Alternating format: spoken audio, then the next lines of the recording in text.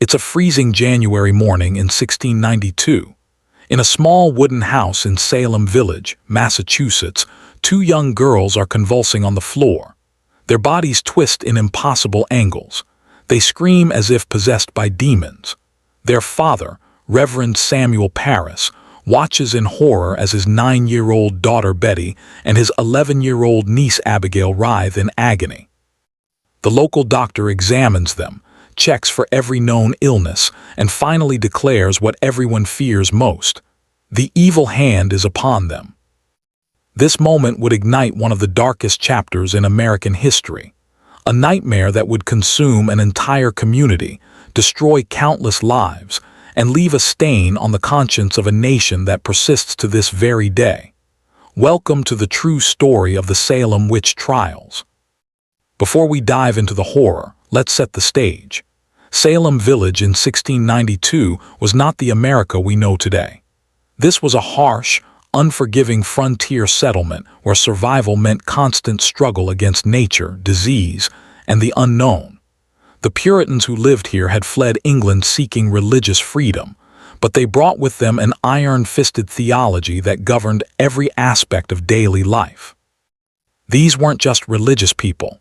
They were zealots who believed that Satan walked among them, constantly seeking to corrupt good Christians.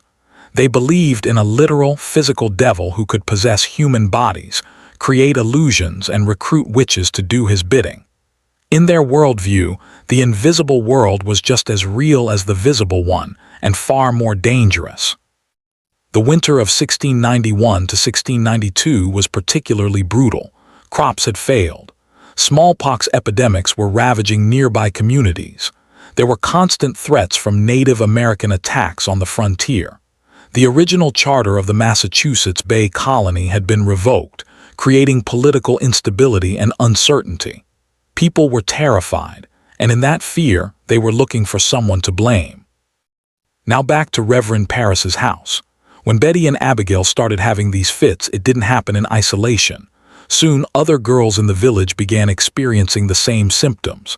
Ann Putnam Jr., who was 12 years old, Elizabeth Hubbard, 17, Mary Walcott, 16, Mary Warren, 20. One by one, they fell into the same pattern of convulsions, strange visions, and incomprehensible screaming. The adults pressed them desperately for answers. Who was doing this to them? Who had bewitched them? And here's where the nightmare truly began. The girls started naming names. The first accusations fell on the most vulnerable members of the community.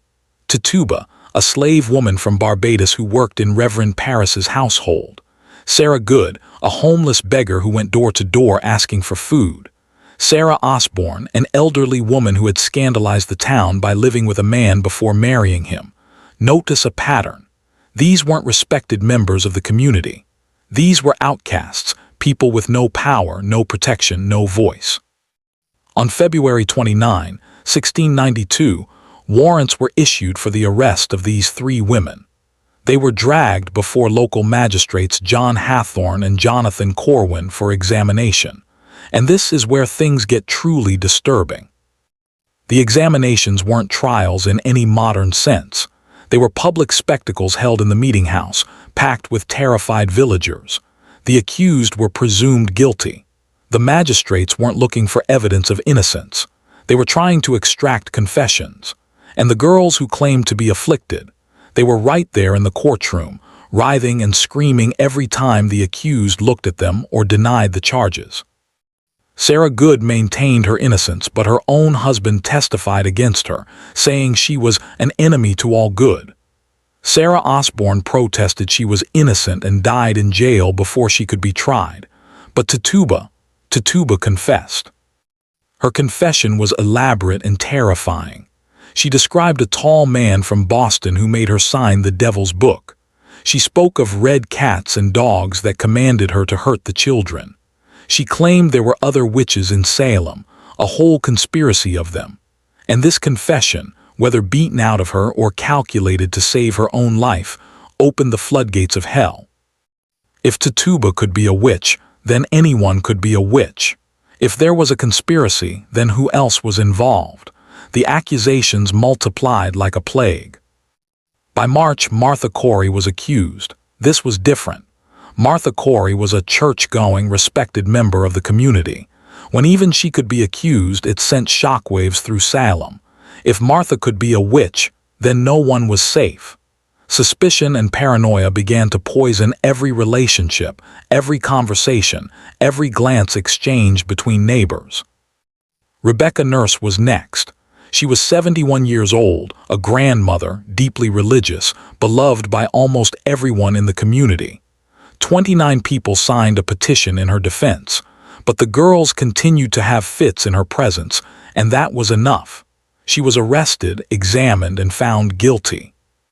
The machinery of accusation and prosecution gained momentum with every passing week. Dorothy Good, Sarah Good's 4-year-old daughter, was arrested and imprisoned, the youngest person accused of witchcraft in Salem. Think about that for a moment. A 4-year-old child, shackled in a dark colonial prison, accused of making a pact with the devil. By May, a new governor, William Phipps, arrived in Massachusetts and established a special court of oyer and terminer, which means to hear and to determine. This court's sole purpose was to try the witchcraft cases, which had now exploded beyond anyone's capacity to handle through normal procedures. Over 150 people were imprisoned, awaiting trial for their lives. The first to be tried by this special court was Bridget Bishop, a woman who owned a tavern and wore flashy red clothes, unconventional behavior that made her an easy target. The evidence against her: spectral evidence. This was testimony that the accused person's spirit or specter appeared to the witness in a dream or vision and attacked them. Think about how insane this is. You could be convicted and executed based on someone else's dream. Bridget Bishop was found guilty. On June 10, 1692, she was taken to Gallows Hill and hanged. She maintained her innocence to the very end. The executions had begun, and they wouldn't stop. On July 19, 5 more people were hanged. Sarah Good, who cursed the magistrates as she stood on the gallows; Rebecca Nurse, the beloved grandmother; Susanna Martin, who laughed at the proceedings because the accusations were so absurd; Elizabeth Howe; Sarah Wilds, all hanged together. August 19 brought 5 more executions. John Proctor, one of the first men accused, who had tried to stop the madness by criticizing the proceedings.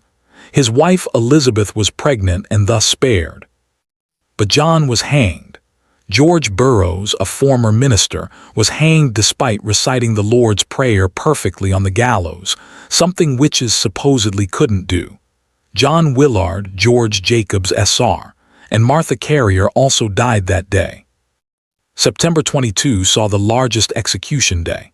8 people hanged together. Martha Corey, the respectable church member; Mary Easty, who wrote a petition from prison begging the court to be more careful in their examinations, not to save herself, but to prevent more innocent blood from being shed. Her words were ignored. Ann Pudeator, Alice Parker, Mary Parker, Wilmot Redd, Margaret Scott, and Samuel Wardwell all hanged on the same day. And then there was Giles Corey. Giles was 80 years old. When he was arrested and refused to enter a plea, the court used a medieval torture called pressing. They laid him in a field, placed a board on his chest, and piled heavy stones on top of it, trying to force him to enter a plea so they could try him. For 2 days, they crushed him slowly. Witnesses said his tongue was pressed out of his mouth, and the sheriff pushed it back in with his cane. Giles Corey's only words, repeated over and over as the weight increased, were "more weight." He died on September 19, 1692, without ever entering a plea. He was crushed to death by his own community. In total, 20 people were executed, 19 by hanging, 1 pressed to death. At least 5 more died in prison, including Sarah Osborne and an infant born to a woman awaiting trial. Dozens more had their lives destroyed, their property confiscated, their reputations annihilated forever. But here's the question that haunts us across the centuries. How did this happen? How did an entire community descend into such madness? The answer is more complex than you might think. Yes, there was religious extremism. Yes, there was superstition. But there were also very human motivations at play. Economic tensions divided Salem Village and Salem Town, with the village feeling exploited and resentful. The Putnam family, who were involved in many of the accusations, had ongoing land disputes with several of the families who were accused. Some scholars believe this was as much about property and revenge as it was about witchcraft. There's evidence that some of the accusers may have been suffering from genuine medical conditions. Ergot poisoning from contaminated rye can cause convulsions, hallucinations, and a crawling sensation on the skin. Other theories suggest mass hysteria or psychological disorders triggered by the extreme stress of frontier life. But perhaps the most disturbing explanation is the simplest one. People believed in witches, they were terrified, and once the accusations started, it became impossible to stop them without admitting that innocent people had been executed. Every new execution required another to justify it. Every protest of innocence was interpreted as the devil speaking through the accused. The machinery of death, once started, fed upon itself. By October 1692, the madness had spread beyond Salem.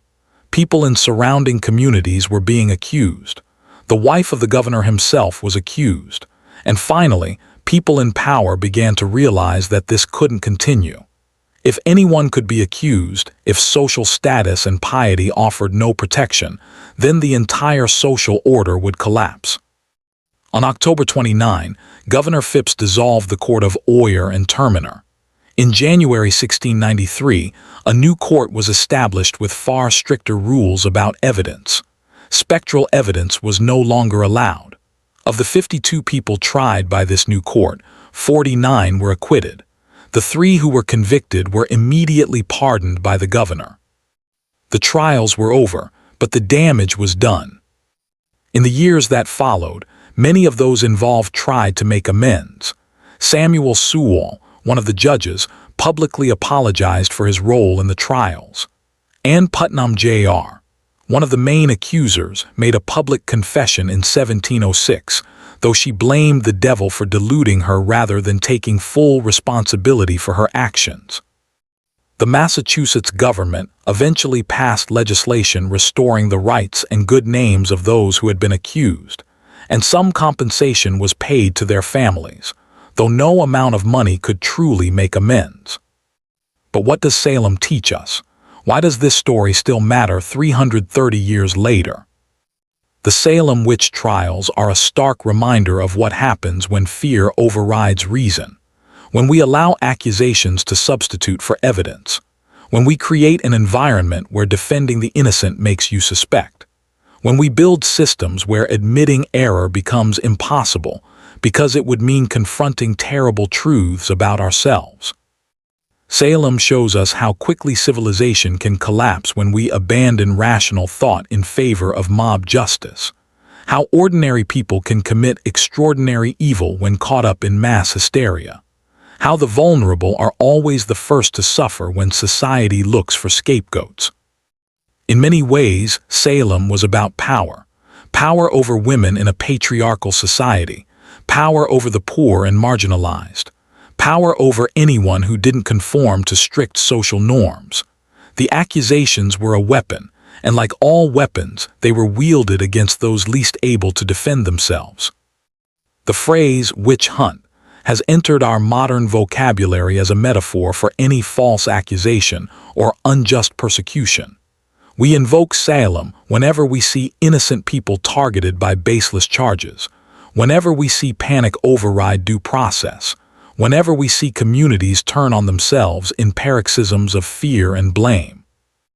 But we must be careful with this metaphor. Real people died in Salem. Real families were destroyed. Real children watched their parents dragged away in chains. Real communities were torn apart by suspicion and violence. The legacy of Salem isn't just a cautionary tale. It's a scar on American history, a reminder of our capacity for cruelty when we let fear guide our actions. Today, if you visit Salem, Massachusetts, you'll find memorials to the victims. You'll find museums and historical sites dedicated to ensuring this history is never forgotten. There's a memorial where the names of all 20 executed victims are carved in stone, along with the dates and methods of their deaths. It's a somber place, a place for reflection on the cost of intolerance and the fragility of justice. The descendants of the accused have fought for centuries to clear their ancestors' names. In 1957, Massachusetts formally apologized for the trials. In 2001, more than 300 years after the events, the state exonerated 5 victims who had never been officially cleared. The work of remembering, of seeking justice even across the centuries, continues. The Salem Witch Trials remind us that darkness isn't something that happened in the past. It's a potential that exists in every society, in every era. Whenever we choose fear over compassion, suspicion over truth, and punishment over mercy, the witches of Salem weren't practicing dark magic. The real darkness was in the hearts of those who accused them, who condemned them, who stood by and watched as their neighbors were murdered on the basis of dreams and delusions. This is the dark truth behind America's most infamous hysteria. Not that witches once walked among us, but that we are all capable of seeing witches where none exist, of finding evil in the innocent, of destroying what we fear rather than trying to understand it. Salem is a mirror held up to humanity's worst impulses, and the reflection it shows us is not a comfortable one. We must never forget Salem, not because it was unique, but because it wasn't. Throughout history, societies have found their witches, their heretics, their enemies within. The names change, the accusations evolve, but the fundamental dynamics remain the same. Salem teaches us to question authority, to demand evidence, to defend the accused even when it's unpopular, and to remember that justice delayed or denied, even by 300 years, is still worth fighting for. Those 20 souls who died at Salem, and the countless others who suffered, deserve to be remembered not as cautionary tales, but as real people whose lives were stolen by the very community that should have protected them. Their names should be spoken, their stories told, so that we might learn from their suffering and resolve never to repeat the mistakes of Salem. This has been the true story of the Salem Witch Trials, a story of fear, power, injustice, and the terrible things human beings can do to each other when they believe they're fighting evil. May we never forget the lesson Salem teaches us. If you found this exploration of one of history's darkest chapters compelling, Neural Battlefields brings you more deep dives into the moments that shaped our world. Consider subscribing to join our community of history enthusiasts, and share this video with anyone who values learning from the past to build a better future. Your support helps us continue exploring the complex stories that define humanity.